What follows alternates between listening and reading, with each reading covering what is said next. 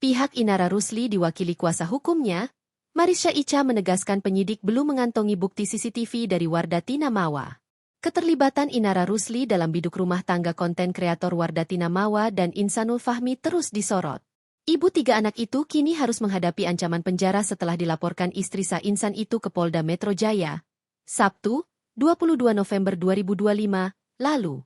Dalam laporannya, Mawa menuding Insan dan Inara melakukan perselingkuhan dan perzinaan.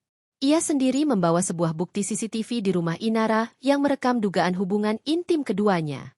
Namun, pihak Inara Rusli menyangkal hal itu.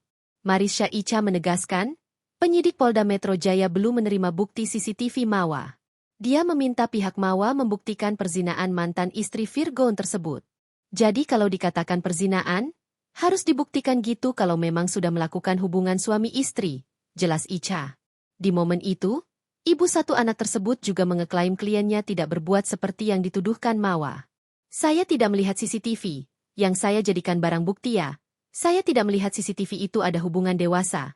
Ungkapnya, dikutip dari YouTube Cumi Cumi, Senin, 1 November 2025. Menurutnya, CCTV hanya merekam kedatangan Inara dan Insan.